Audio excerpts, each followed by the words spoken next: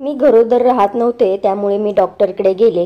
डॉक्टरांनी माझ्या पतीला बाहेर बसण्यासाठी सांगितले आणि मला चेकअप करण्यासाठी आतमध्ये नेले.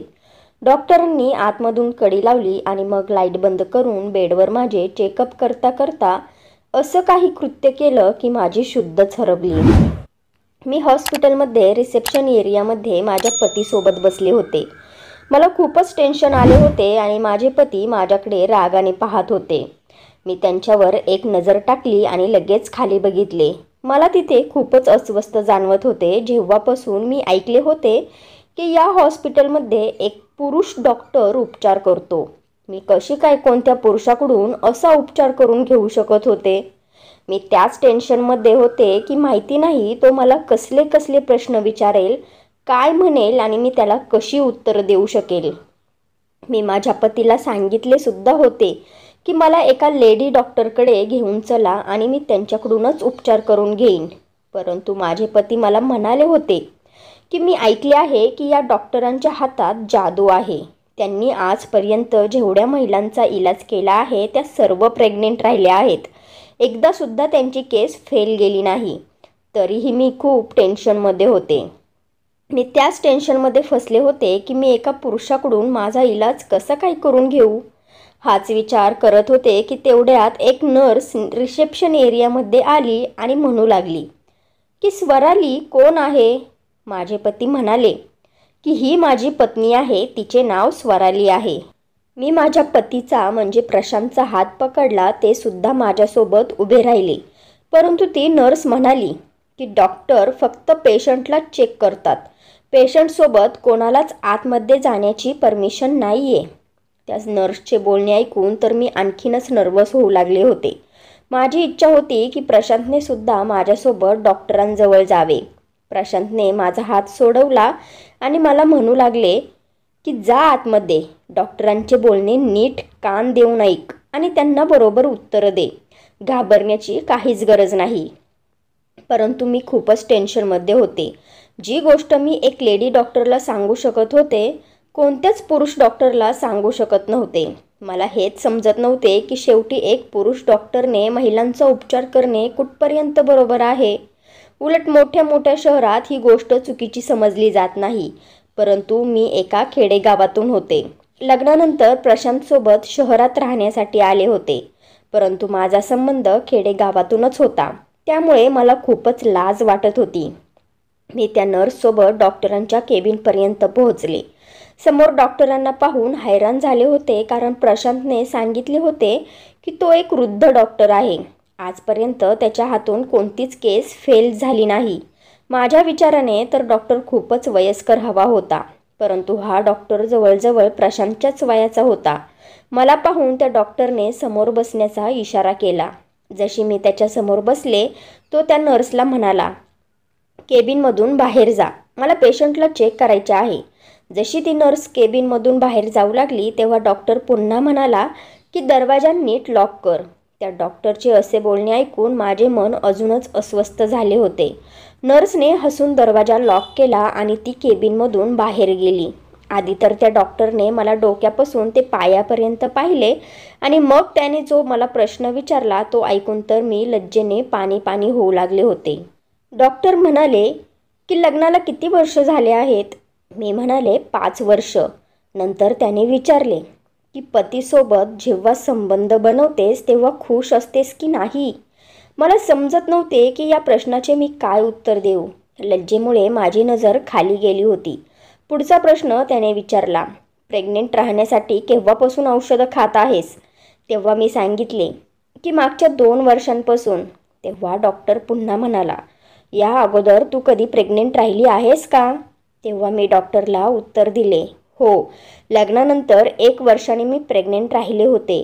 परंतु त्या मुलाला मी जन्म देऊ शकले नाही, कारण ते मूल जन्म घेण्या अगोदरच. मी बोलता बोलता शांत बसले. मी जाणून बुजून ते सत्य डॉक्टरांपासून लपवले होते. मी डॉक्टरांना सांगू शकत नव्हते की माझं पहिलं मूल या जगात येण्या अगोदरच त्याला माझ्या पोटातच मारून टाकले होते. माझे बोलणे ऐकून डॉक्टर म्हणाले, ठीक आहे, तुम्ही समोरच्या बेडवर झोपा, मी तुमचे चेकअप करतो. हे ऐकून तर माझी शुद्धच उडाली होती. मी म्हणाले, मी तुमच्याकडून चेकअप करून घेऊ शकत नाही. माझे बोलणे ऐकून तर काही वेळेसाठी तो मला एकटक पाहू लागला आणि मग हसू लागला आणि म्हणाला, का, काय झाले? तुम्हाला माहिती नाही का की तुम्ही एका पुरुष डॉक्टरकडून इलाज करून घेण्यासाठी आले आहेत? मला जाणवले की त्याच्या बोलण्यामध्ये थोडा राग होता. मी म्हणाले, तुम्हाला इथे एका लेडी डॉक्टरला सुद्धा ठेवायला हवे. तो डॉक्टर रागात म्हणाला, आता तुम्ही मला शिकवणार का? मी माझ्या पेशंटला कसे पाहायला हवे आणि कसे नाही, मला काय करायला हवे आणि काय नाही. इथे येणाऱ्या प्रत्येक स्त्रीचे मीच चेकअप करतो. त्यांना तर कधीच अडचण आली नाही. जर तुम्हाला अडचण असेल तर तुम्हाला इथे यायला नव्हते पाहिजे. तुम्ही कारण नसताना माझा टाईम खराब केला आहे. त्या डॉक्टरांनी समोर ठेवलेल्या टेबलवर बेल वाजवली आणि नर्स केबिनमध्ये आली. कदाचित ती दरवाजाची चावी बाहेरच लावली होती, जिने त्या नर्सने लॉक खोलले. डॉक्टरांनी त्या नर्सला सांगितले की यांच्या पतीला आतमध्ये बोलवा. काही वेळातच प्रशांत त्या नर्ससोबत आतमध्ये आले. डॉक्टरांनी त्यांना समोरच्या खुर्चीवर बसण्याचा इशारा केला आणि डॉक्टर प्रशांतला म्हणाले, तुमची पत्नी माझ्यासोबत अजिबात कॉर्पोरेट करण्यासाठी तयार नाही. या बोलतात की मला इथे एक लेडी डॉक्टरला ठेवायला हवे. हे बघा, जर तुम्हाला माझ्याकडून इलाज करून घ्यायचाच नव्हता तर माझा टाईम खराब करण्याची काय गरज होती? डॉक्टरांचे बोलणे ऐकून प्रशांतने माझ्याकडे रागाने पाहिले. डॉक्टर म्हणाले, तुम्ही त्यांना इथून घेऊन जाऊ शकता. तुम्ही तुमच्या पत्नीच्या मनाची तयारी करा की त्यांना इलाज माझ्याकडून करून घ्यायचा आहे की नाही. जेव्हा या मनापासून तयार झाल्या तेव्हाच तुम्ही त्यांना इथे घेऊन येऊ शकता. डॉक्टरांचे बोलणे ऐकून प्रशांतने रागात मला उठण्याचा इशारा केला. मी शांतपणे नजर खाली करून त्या केबिनमधून बाहेर पडले. परत येताना पूर्ण रस्त्यात ड्रायव्हिंग करताना प्रशांत याच गोष्टी ऐकवत होता की मागच्या 5 वर्षांपासून मी तुला खूप डॉक्टरांकडे नेले आहे. तुझे मी खूप ठिकाणी उपचार केले आहे, पण तू गरोदरच राहत नाही. प्रत्येक ठिकाणी मला नाराज होऊन माघारी यावे लागते. या डॉक्टरांची गॅरंटी आहे. या डॉक्टरांच्या उपचाराने मूलबाळ गॅरंटीने होतेच आणि केससुद्धा फेल जात नाही. त्यामुळे मी तुला इथे घेऊन आलो होतो, पण तुझे तर नखरेच चालू झाले. शेवटी तुला काय हवे आहे हे बघ. जर तुझे असेच वागणे चालत राहिले तर मी जास्त दिवस सहन करणार नाही. मी तुला माझ्या आयुष्यातून काढून टाकेल. मला कोणत्याही परिस्थितीत आपल्या खानदानासाठी वारस हवा आहे. तुला माहिती आहे की मला एका मुलाची खूप गरज आहे. मला याच वर्षी स्वतःचे मूल हवे आहे. प्रशांतचे अशा प्रकारचे बोलणे ऐकून मी तडपून त्यांच्याकडे पाहिले. मी म्हणाले, प्रशांत, लग्नानंतर काही महिन्यांनी मी गरोदर राहिले होते. त्यावेळी तुम्ही माझ्यावर एवढे अत्याचार का केले? तुम्ही का माझी प्रेग्नेन्सी खराब केली? त्यामुळेच मी आता प्रेग्नेंट राहू शकत नाही. जर मी मुलाला जन्म देऊ शकत नाही तर त्यात फक्त तुमचीच चुकी आहे, माझी नाही. आणि तुमची इच्छा आहे की माझा इलाज एक पुरुष डॉक्टरने करायला हवा. मी तर आज रागाच्या भरात मनातलं सगळं बोलत होते. मी प्रशांतला सरळ सरळ सांगितले की मी माझा इलाज कोणत्याही पुरुष डॉक्टरांकडून करून घेऊ शकत नाही आणि करणारही नाही. माझे बोलणे ऐकून प्रशांतने गाडीची स्पीड अजूनच वाढवली. माझे मन आधीच घाबरले होते. मला माहिती होते की ते रागाच्या भरात असे करत आहेत. त्यामुळे मी शांत बसले आणि खिडकीतून बाहेर पाहू लागले. मला भीतीसुद्धा वाटत होती, कारण ते खूपच स्पीडने गाडी चालवत होते. परंतु मी जर त्यांना म्हणाले असते की मला भीती वाटत आहे, स्पीड कमी करा, तर त्यांनी अजूनच स्पीड वाढवली असती. असेच ते हट्टी होते. या 5 वर्षात मी त्यांना चांगल्या प्रकारे ओळखले होते की माझा कोणत्याही गोष्टीला नकार देणं म्हणजे प्रशांतला अजूनच राग देणं होतं. आणि रागाच्या भरात तो वेडा होऊन जात होता आणि मग त्याला काही दिसत नव्हते. प्रशांतचा राग सहन करणे माझा नाईलाज होता. त्याशिवाय माझ्याकडे कोणताच पर्याय नव्हता. मी खूपच गरीब घरातून होते. तसे तर मी माझ्या आईवडिलांची एकुलती एक मुलगी होते, पण एकुलत्या एक मुलाचा किंवा मुलीचा जो लाड होतो तो लाड माझा झालाच नव्हता. लाड, प्रेम मुलांना तेव्हाच मिळते जेव्हा घरी सुख सुविधा असतात. आमच्या घरी तर खूपच गरिबी होती. मी जेव्हा छोटी होते तेव्हा बाबांचा ॲक्सिडेंट झाला. त्यांचे दोन्ही पाय त्या ॲक्सिडेंटमध्ये गेले होते. तेव्हापासून माझी आई दुसऱ्यांच्या घरी घरकाम करत होती आणि तेव्हाच घरात चूल पेटत होती. बाबांची जगण्याची आशाच संपली होती. ते कॉटवर पडून मनातल्या मनात रडत असायचे. जेव्हा मी 16 वर्षांची झाले तेव्हा बाबांनी या जगाला निरोप दिला होता. माझी आई तर आधीच काम करत होती. बाबा गेल्यानंतर तिला तसेच काम करायचे होते, कारण कमावणारा आता कोणीच नव्हता आणि कमावून मलाच सांभाळत होती. 8वी नंतर तर मी शिक्षणच सोडून दिले होते. मला शिक्षणाची कसलीच आवड नव्हती. पण आईने खूप मेहनत केली होती, कारण मी चांगले शिक्षण घेऊन माझ्या पायांवर उभी राहू शकेल. परंतु मला शिक्षणात अजिबात आवड नव्हती. घर स्वतःचे होते त्यामुळे जास्त त्रास झाला नव्हता. आईला जे पैसे मिळत होते ती माझी कसे तरी करून फीज भरत होती आणि पुढे सुद्धा मी शिकावे अशी तिची इच्छा होती. ती मला नेहमी समजवायची की शिक्षणाशिवाय जीवन काहीच नाही. माझं तर आयुष्य जसे तसे संपत आले आहे, पण मला तुला आनंदात पाहिजे आहे. तुझे आयुष्य सुखात गेले पाहिजे. चांगले शिक्षण घेतले तर स्वतःच्या पायांवर उभी राहशील. कोणाच्या उपकाराखाली जगणार नाहीस. पण माझे शिक्षणात कधीच मनच लागले नाही. आई कामावर गेली की मी माझ्या मैत्रिणींबरोबर फिरायला जात होते.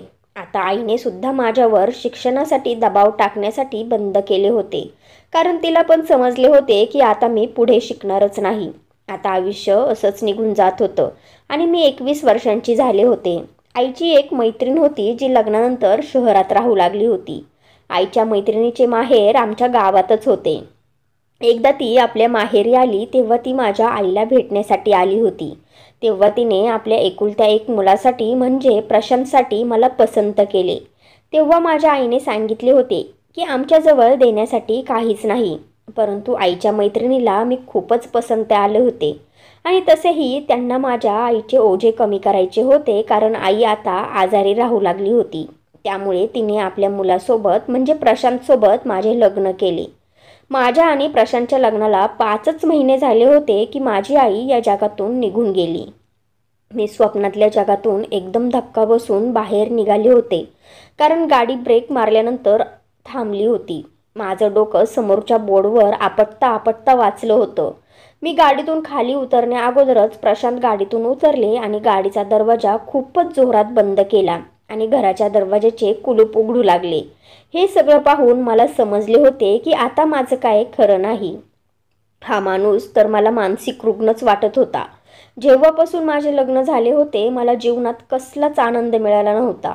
मला ही गोष्ट समजत नव्हती की जर एखादी गोष्ट त्या माणसाच्या विरोधात झाली तर तो माझ्या जगण्याला नर्क बनवून ठेवत होता.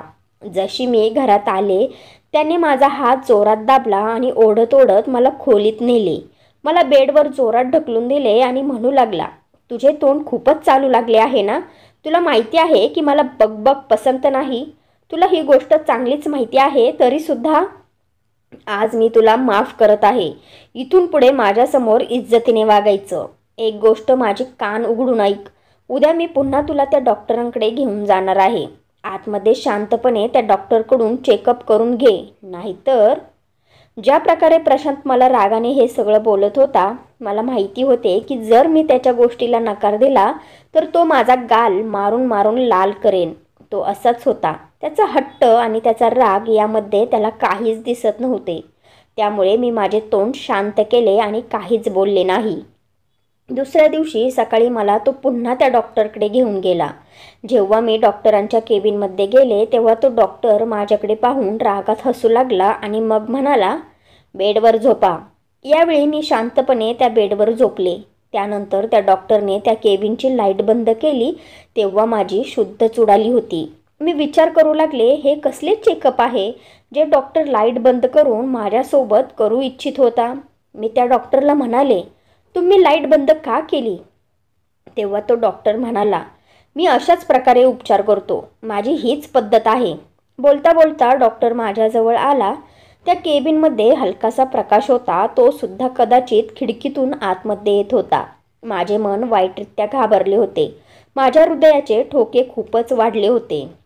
आता तो माझ्या खूपच जवळ आला होता आणि त्यानंतर जेव्हा माझे लग्न प्रशांतसोबत झाले होते तेव्हा घरात फक्त प्रशांत आणि त्याची आईच होती. प्रशांतचा ना कोणता भाऊ होता ना कोणती बहीण. त्याचे वडील सुद्धा जिवंत नव्हते. माझी सासू खूप चांगल्या स्वभावाची होती. पण प्रशांतचे वागणे माझ्यासोबत असे होते की कधी आग तर कधी पाणी. त्याच्या अशा स्वभावामुळे मला खूपच त्रास होत होता. कधीकधी तर तो माझ्या मोठ्या मोठ्या गोष्टी नजरअंदाज करत होता आणि कधीकधी थोड्याशा गोष्टीवरून सुद्धा माझ्याशी भांडत होता. जोपर्यंत माझी सासू जिवंत होती ती माझ्यासाठी प्रशांतसोबत भांडायची, म्हणायची की तू का त्या बिचारीच्या मागे पडतो, ती तर तुझ्यासमोर थोडासुद्धा आवाज करत नाही, स्वतःच्या आत थोडा बदल कर, आता तुझे लग्न झाले आहे. क्षणाक्षणाला राग आणि भांडणं चांगले नसते. लग्नाला 1 महिना पूर्ण झाला होता. त्या 1 महिन्यातच मी प्रशांतच्या स्वभावामुळे त्रासले होते. त्या 1 महिन्याच्या टाईममध्ये कितीतरी वेळा मी रडत रडत प्रशांतच्या पाया पडून त्याला मनवत असायचे. जर तो कोणत्या गोष्टीवर नाराज झाला तर तोपर्यंत तो म्हणत नव्हता जोपर्यंत मी त्याच्या रडत रडत पाया पडून माफी मागत नव्हते. 1-2 वेळा त्याने माझ्यावर हातसुद्धा टाकला. छोट्या छोट्या गोष्टींवरून तो रागवत असे, मला मारत असे. कधी म्हणत होता की तू माझा शर्ट चांगल्या प्रकारे प्रेसच करत नाही, तर कधी म्हणत होता की तू चहाच चांगला बनवत नाही. उलट मी तर माझ्याकडून पूर्ण प्रयत्न करत होते की त्याला जसे पसंत आहे तसेच काम करावे, परंतु तो कोणत्याच प्रकारे राजीच होत नव्हता. लग्नानंतर जेव्हा मी पहिल्यांदा प्रेग्नेंट झाले तेव्हा प्रशांतने जे हाल माझे केले होते ना, कदाचित ऐकणाऱ्यांचा आत्माच हादरून जाईल. त्या काळी जेव्हा मी प्रेग्नेंट राहिले होते तेव्हा माझी तब्येत थोडी खराब झाली होती. त्यामुळे माझ्या सासूने मला घराजवळ असणाऱ्या हॉस्पिटलमध्ये डॉक्टरांजवळ घेऊन गेली. डॉक्टरांनी माझी एक टेस्ट केली आणि आनंदाची बातमी ऐकवली की मी प्रेग्नेंट आहे. मी सुद्धा ही बातमी ऐकून खूप खुश झाले होते, कारण असे होऊ शकत होते की जेव्हा ही बातमी प्रशांतला कळेल तेव्हा तो सुधारेल, माझी काळजी घेऊ लागेल. परंतु हा माझा सगळ्यात मोठा गैरसमज होता. जशी ही आनंदाची बातमी माझ्या सासूने प्रशांतला ऐकवली तेव्हा एकदमच तो गुमसुम झाला होता. त्याचे डोळे रागाने लालबुंद होऊ लागले. मला वाटत होते की जसा काही तो आतल्या आत राग सहन करत आहे, मनातल्या मनात राग पीत आहे. हे पाहून मी खूप वाईटरित्या घाबरले होते. मला कळत नव्हते की ही बातमी ऐकून त्याला राग का आला होता. ही तर आनंदाची बातमी होती ना. रात्रीच्या वेळेस जेव्हा मी खोलीत आले तेव्हा तो सिगारेट पीत होता. पूर्ण खोली धुराने भरली होती. जेव्हा मी टेबलच्या साईडला पाहिले तेव्हा विझलेल्या सिगारेटच्या तुकड्यांनी पूर्ण टेबल भरला होता. त्याने मला खोलीत येताना पाहिले तेव्हा म्हणाला, आपल्या लग्नाला फक्त काही महिने झाले आहेत आणि तुला मुलाला जन्म द्यायचा आहे. गावातली घाऊंडळबाई, जरा आयुष्य एन्जॉय तरी कर. आतापासूनच मुलाची जबाबदारी मी घेऊ शकत नाही. त्याच्या तोंडातून असे बोलणे ऐकून मी हैराण झाले होते. मी म्हणाले, हा देवाचा प्रसाद आहे आणि यात देवाची मर्जी आहे, माझ्या मनावर काहीच नाही. माझे बोलणे ऐकून तो म्हणाला, पण माझे मूल माझ्या मनानुसार जन्माला येईल. देवाची मर्जी चालणार नाही. जेव्हा मला वाटेल तेव्हाच माझे मूल या जगात येईल आणि जर माझी इच्छा नसेल तर कोणी त्याला या जगात आणू शकणार नाही. प्रशांतच्या तोंडून असे शब्द ऐकून मला खूप वाईट वाटले होते. तो म्हणू लागला, आता मला कोणतेच मूल नको आहे. मला 2 वर्ष अजून माझ्या लग्नाला एन्जॉय करायचं आहे. उद्या मी तुला हॉस्पिटलमध्ये नेईल आणि तुझे ॲबॉर्शन करून टाकेन. त्याचे बोलणे ऐकून मी आश्चर्यचकित होऊन मोठे डोळे करून प्रशांतकडे पाहू लागले. मी म्हणाले, प्रशांत, मी हे सगळं नाही करू शकत. हा एक गुन्हा आहे. जे मूल या जगात आलेच नाही, मग मी त्या मुलाचा जगात येण्या अगोदर कसा जीव घेऊ शकते. मला या मुलाला जन्म द्यायचाच आहे. प्रशांत रागाने म्हणू लागला, या गोष्टीचा निर्णय घेणारी तू कोण आहेस. हे माझे मूल आहे आणि त्याचा निर्णय मीच घेणार. सध्या मला त्या मुलाला या जगात आणायचे नाही. हे बोलून त्याने खोलीची लाईट बंद केली आणि झोपून गेला. पण पूर्ण रात्र मला झोप आली नाही की माहिती नाही आता तो काय करेल. सकाळी प्रशांत उठण्या अगोदरच मी खोलीतून उठून बाहेर गेले आणि सगळ्या गोष्टी माझ्या सासूबाईंना सांगितल्या. प्रशांत खोलीतून बाहेर आले आणि मला हॉस्पिटलमध्ये चालण्यासाठी सांगितले. तेव्हा माझ्या सासू म्हणाल्या, प्रशांत, ही कुठेच जाणार नाही आणि खबरदार जर तू मुलाला संपवण्याची गोष्ट केलीस तर. प्रशांतने रागात माझ्याकडे पाहिले. मी घाबरून माझ्या सासूबाईंच्या मागे लपले होते. तो रागाच्या भरात माझ्याकडे घुरत होता आणि बाहेर निघून गेला. तेव्हा तो 3 दिवस घरी आला नव्हता. आता मला प्रशांतची काळजी वाटू लागली होती, कारण तो रागात आंधळा झाला होता. रागात तो काहीही करू शकत होता. माझी सासू मला तर काही बोलली नव्हती, पण त्यासुद्धा काळजीत होत्या. 3 दिवसानंतर प्रशांत घरी आला तेव्हा त्याचे डोळे रागाने लालबुंद झाले होते.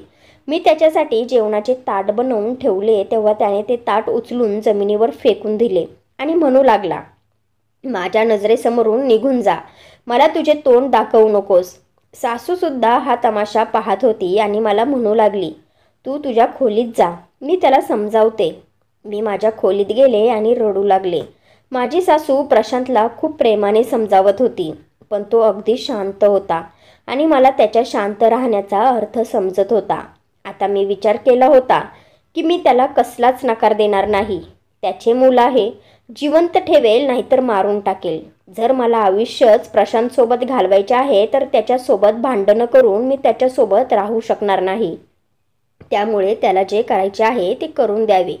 जसा प्रशांत खोलीत आला, मी हे सगळं त्याच्याबरोबर बोलणार त्या अगोदरच त्याने मला ओढले आणि जमिनीवर धक्का देऊन पाडले आणि मग माझ्या पोटावर जोरजोरात लाथा मारू लागला.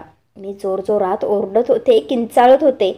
तो म्हणू लागला, मी खूप सोप्या पद्धतीने या कटकटीला संपवून टाकणार होतो, पण मी विसरलो होतो की तू हट्ट करशील तेव्हा मी तुझे हेच हाल करणार. आता मी याच पद्धतीने या कटकटीला संपवून टाकणार. माझी सासू माझी किंकाळे ऐकून दरवाजा वाजवू लागली. माझ्या किंकाळ्यांनी पूर्ण खोली हादरली होती. माझी सासू माझ्या किंकाळे ऐकून काळजीत पडली होती आणि रडून दरवाजा वाजवत होती.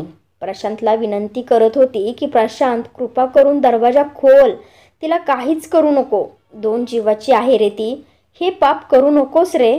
पण त्याने खोलीचा दरवाजा उघडला नाहीच. त्याने मला इतके मारले की माझ्यात जीवच राहिला नव्हता. माझ्या किंकाळ्या एवढ्या मोठ्या होत्या की आजूबाजूचे शेजारी माझ्या किंकाळ्या ऐकत होते.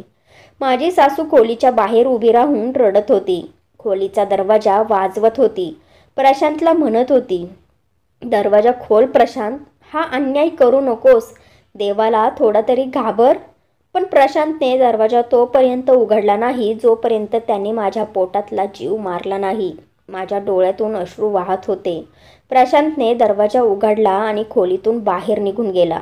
माझी सासू पळत माझ्याजवळ आली, पण माझी अवस्था पाहून वाईटरित्या घाबरली होती. मला वाटत होते की मी आजच मरून जाईन. माझी सासू रडत रडत प्रशांतजवळ गेली आणि हात जोडून म्हणाली, देवासाठी तिला हॉस्पिटलमध्ये घेऊन चल प्रशांत. पण प्रशांत तर दगड बनून राहिला होता. माझ्या सासूने फोन करून ॲम्ब्युलन्स बोलवली. मी 3 दिवस हॉस्पिटलमध्ये राहिल्यानंतर घरी परत आले. प्रशांतने माझ्यासोबत बोलणेच बंद केले होते. जे काही प्रशांतने माझ्यासोबत केले होते, माझे मन म्हणत होते की या दगडाचे मन असणाऱ्या माणसाचे तोंडसुद्धा पाहावे नाही. आज मला माझ्या चुकीची जाणीव होत होती. जर मी माझ्या आईचे ऐकून शिकले असते तर मी माझ्या पायांवर उभी राहिले असते आणि मला हा दिवस पाहायला मिळाला नसता. मला त्या माणसाचा चेहरासुद्धा पाहू वाटत नव्हता. त्याला सोडून मी कुठेही छोटी मोठी नोकरी करू शकत होते. मी माझे जीवन जगू शकत होते, पण मी लाचार होते. त्या माणसाच्या तुकड्यांवर जगत होते. माझ्या डोक्यावर हात ठेवणारा ना माझा बाप होता, ना माझी आई, आणि नाही माझ्याजवळ कोणते कौशल्य होते किंवा शिक्षण होते. आणि प्रशांत माझ्या या मजबुरीचा फायदा उचलत होता. माझी सासू खूप चांगली होती, माझी काळजी घेत होती, पण त्यासुद्धा खूप म्हाताऱ्या झाल्या होत्या आणि आजारांशी लढत होत्या. एक दिवस प्रशांत स्वतः माझ्याशी बोलू लागला. माझे मन तर नव्हते की मी त्या माणसासोबत बोलावे, पण मी माझ्या मनाला समजावून त्याच्यासोबत बोलू लागले, कारण त्याच्याशिवाय माझ्याकडे कोणता पर्यायच नव्हता. प्रशांतसोबत जगायचे किंवा माहेरी जायचे, पण माझ्या माहेरी कोणीच नव्हते. त्यामुळे मन दगडाचे करून प्रशांतसोबत बोलू लागले आणि जे काही झाले होते, जे काही मी गमावले होते, ते मी पुन्हा मिळवू शकत नव्हते. सगळं काही विसरून पुन्हा मी निर्लज्जासारखं त्याच्यासोबत संसार करू लागले. 1 वर्षभर माहिती नाही प्रशांत मला कोणते कोणते मेडिसिन खायला घालत होता, कारण त्याला मूल नको होते. त्याच काळात माझ्या सासूचा मृत्यू झाला. त्या गेल्यानंतर तर मी पूर्णपणे एकटी पडले होते, कारण त्या होत्या तर माझ्यात हिंमत होती. आणि प्रशांत तर जसा काय स्वतंत्र झाला होता, कारण आधी आईसमोर नरमाईने बोलत होता, पण आता तर त्याला सूट मिळाली होती. आता तर तो दररोज माझ्यावर हात उचलत होता. कधी ओरडत होता तर कधी भांडी फेकत होता. आणि मग एक दिवस मला म्हणू लागला की मला आता मूल हवे आहे. त्याचे हे बोलणे ऐकून माझे मन खूप दुःखी झाले होते. माझ्या मनातून ही इच्छा संपून गेली होती की मी कधी आई होईल. जेव्हा प्रशांत मला म्हणाला की मला मूल हवे आहे, तेव्हापासून त्याने मला मेडिसिन द्यायचे बंद केले. पण तरीही मी प्रेग्नेंट राहत नव्हतेच. असेच 1 वर्ष अजून निघून गेले होते. तेव्हा प्रशांत मला एका लेडी डॉक्टरजवळ घेऊन गेला. ती डॉक्टर म्हणाली होती की तुझ्या प्रेग्नेन्सीमध्ये असा काही प्रॉब्लेम झाला आहे की ज्यामुळे तू कधीच आई होऊ शकणार नाही. प्रशांतने माझ्यावर खूप अन्याय केला होता, त्यामुळे कदाचित देवाने हा आनंद माझ्याकडून हिसकावून घेतला होता. आणि मग नंतर मला प्रशांतचे रहस्यसुद्धा कळाले की त्याला आता मूल का हवे होते. खरं तर माझ्या सासूने त्यांची सर्व संपत्ती प्रशांतच्या ऐवजी आपल्या नातवाच्या नावावर केली होती. त्यामुळे प्रशांतला जे मूल होईल तोच सगळ्या संपत्तीचा मालक असेल. जोपर्यंत प्रशांतला मूल होणार नाही तोपर्यंत सगळी संपत्ती सरकारच्या ताब्यात राहील. प्रशांतला थोडाफार खर्च दिला जात होता. याच रागात भांडता भांडता प्रशांत माझ्यासोबत हे सगळं काही बोलला होता आणि मला समजले होते की त्याला तर बाळाची कसलीच आवड नाही. त्याला फक्त संपत्ती हवी होती, जी त्याच्या आईने प्रशांतच्या होणाऱ्या मुलाच्या नावे केली होती. त्यानंतर प्रशांतला त्या डॉक्टरांबद्दल कळले तेव्हा प्रशांत मला त्या डॉक्टरांजवळ घेऊन गेला. डॉक्टर केबिनमध्ये अंधारात माझ्याजवळ आला आणि त्याने मला एक इंजेक्शन दिले आणि त्यानंतर मी बेशुद्ध झाले होते. मला नव्हते माहिती की मी किती दिवस बेशुद्ध होते. पण जेव्हा मला शुद्ध आली तेव्हा मी त्या हॉस्पिटलमधल्या एका प्रायव्हेट रूममध्ये होते. माझ्या हातावर सलाईन लावली गेली होती. मला माझ्या शरीरात जीव नसल्यासारखा वाटत होता, पण मला काहीच आठवत नव्हते. काही वेळानंतर डॉक्टर त्या खोलीत आला आणि फोनवर कोणासोबत तरी बोलत होता. म्हणत होता की सगळं काही व्यवस्थित झाले आहे. अरे, तुमची पत्नी प्रेग्नेंट आहे. हे बोलणे ऐकून तर मला चक्कर येणेच बाकी होते. शेवटी मी या हॉस्पिटलमध्ये कधीपासून होते आणि कधीपासून मी बेशुद्ध होते आणि माझ्यासोबत असे काय झाले होते की मी प्रेग्नेंट राहिले होते. मला तर काहीच आठवत नव्हते की शेवटी माझ्यासोबत काय झाले होते. मी बेशुद्ध अवस्थेतच प्रेग्नेंट झाले होते. एकानंतर एक प्रश्न माझ्या डोक्यात फिरत होता. जेव्हा मला त्या डॉक्टरांनी शुद्धीत पाहिले तर तो हसू लागला आणि म्हणाला, आता तुम्हाला कसे जाणवत आहे? ठीक तर आहे ना तुम्ही? मी त्याला रागाने पाहिले आणि म्हणाले, तुम्ही आत्ता कोणासोबत बोलत होता आणि तुम्ही कोणाबद्दल बोलत होता? कोण प्रेग्नेंट आहे? डॉक्टर माझे बोलणे ऐकून हसू लागला आणि म्हणाला, मी तुमचा तर उपचार करत होतो ना. तुमच्या पतीच्या परमिशनने मी तुमचा उपचार केला आहे. मी त्याला डॉक्टरला म्हणाले, मी केव्हापासून बेशुद्ध आहे? काय झाले आहे माझ्यासोबत? सांगा, कारण मला तर लेडी डॉक्टरने सांगितले होते की मी कधीच आई होऊ शकणार नाही. तेव्हा तो डॉक्टर म्हणाला, तुम्ही फक्त 3 दिवस बेशुद्ध होता. आम्ही तुमचा अंदरुनी इलाज केला आहे. तुमच्या पतीला संतती हवी होती आणि नॅचरल पद्धतीने होणे अवघड वाटत होते. त्यामुळे आम्हाला हे सगळं करावे लागले. ते झाले आहे जे तुमच्या पतीला हवे होते. हे ऐकून माझ्या डोळ्यातून अश्रू वाहू लागले. मला आता प्रशांतचा तिरस्कार वाटू लागला होता की ही कसली अंधकार नगरी आहे. तो स्वतःची इच्छा पूर्ण करण्यासाठी कोणतीही हद्द ओलांडू शकत होता. मला या गोष्टीचा अंदाज नव्हता, परंतु त्याच्यानंतर जे काही झाले मी हैराण झाले होते. 9 महिन्यानंतर मी एका मुलाला जन्म दिला. ज्या दिवशी माझा मुलगा या जगात आला त्याच दिवशी प्रशांत आपल्या ऑफिसमध्ये होता. जेव्हा फोनवर डॉक्टरने त्याला ही बातमी सांगितली तेव्हा तो खूप स्पीडने गाडी ड्राईव्ह करत हॉस्पिटलमध्ये पोहोचत होता. रस्त्यातच त्याचा ॲक्सिडेंट झाला. त्याच्या नशिबात मुलाला 1 मिनिटसुद्धा पाहणे नव्हते, कारण जाग्यावरच त्याचा मृत्यू झाला होता. त्याच्या मरण्याने मला कोणतेच दुःख वाटत नव्हते. तो ज्या प्रकारे गोष्टी बोलत होता म्हणजे स्वतःला देवापेक्षा जास्त समजत होता. देवाला असे लोक अजिबात आवडत नाही, कारण जीवन आणि मृत्यूवर फक्त देवाचाच हक्क आहे.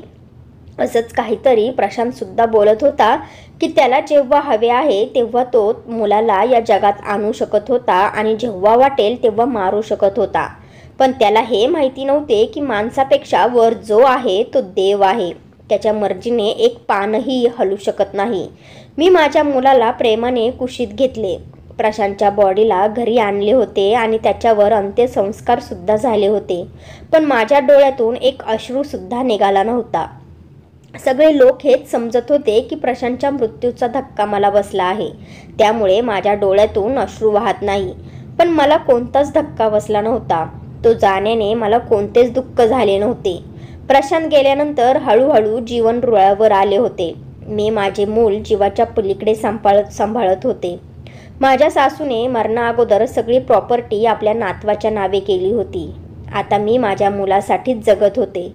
तर मित्र आणि मैत्रिणींनो, प्रशांतसोबत जे झाले म्हणजे त्याला देवाने जी शिक्षा दिली ती योग्य आहे की अयोग्य, कमेंट्स करून नक्की सांगा. तर फ्रेंड्स, तुम्हाला ही स्टोरी आवडली असेल तर व्हिडिओला लाईक करा आणि आपल्या नात्यांचा स्पर्श या चॅनेलला सबस्क्राईब करा आणि बेल आयकॉनवर क्लिक करून ऑलवर सेट करा, म्हणजे पुढची व्हिडिओ तुम्हाला लगेच मिळेल. धन्यवाद.